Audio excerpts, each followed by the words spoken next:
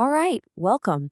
Today, we're going to go behind the scenes, deep inside your own mind, to explore the incredible, kind of invisible process of how your thoughts actually become spoken words.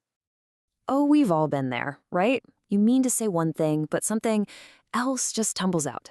These are what we call slips of the tongue, and they're famously known as spoonerisms. Yep, named right after the good reverend here. It's when the first sounds of two words get swapped around, and yeah, the results can be pretty hilarious. And then there are the times these slips feel, well, a little too revealing, if you know what I mean.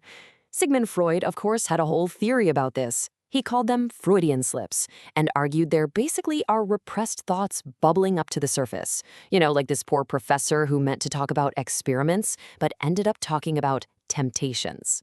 Yeah, super awkward.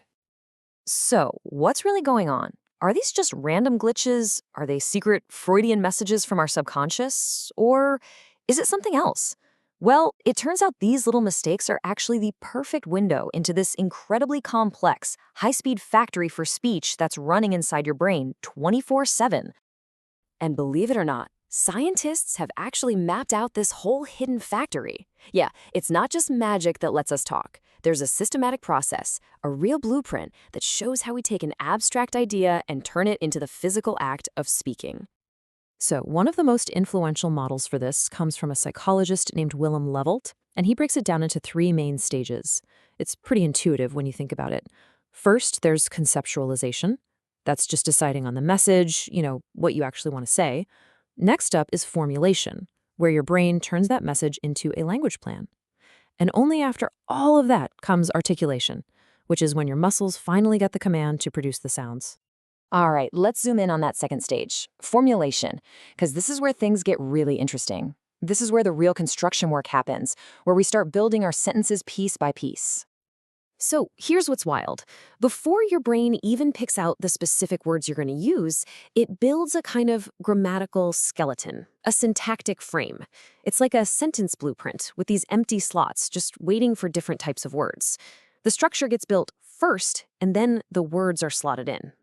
Okay, so the blueprint is all set. The structure is there. Now the factory has to go find the exact right parts to plug into that frame.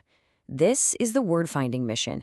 And this, my friends, is where one of the most familiar and frankly frustrating mental glitches can happen. Oh, you totally know this feeling. It's the name of that actor, that one word for that thing. You can feel it, you know exactly what you mean, but you just cannot retrieve the sound. That's the tip of the tongue state, and it's actually a massive clue about how this whole factory is set up. See, what this tells us is that finding a word is actually a two-step process. First, your brain grabs what's called the lemma.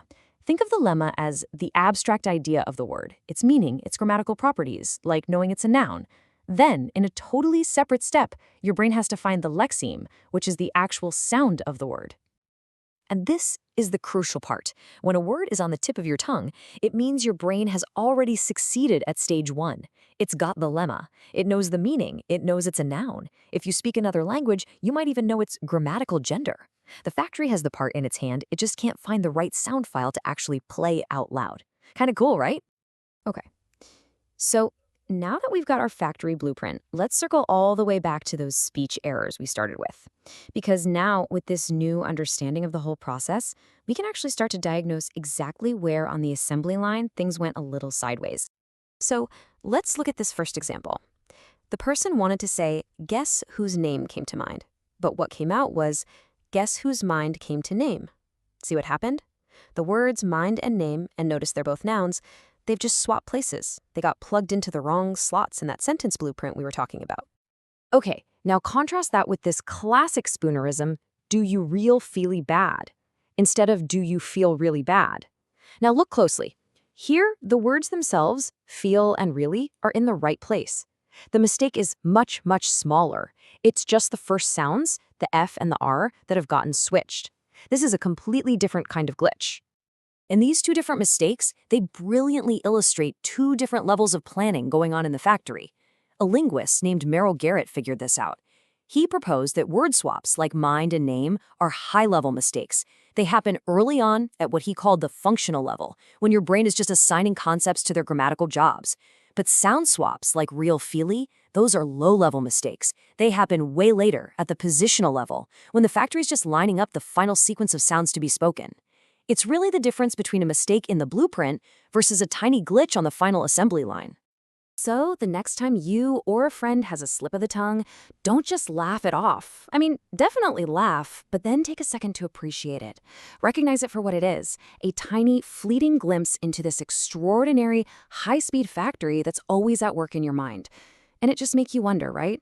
What other incredible mental marvels are we completely overlooking every single day?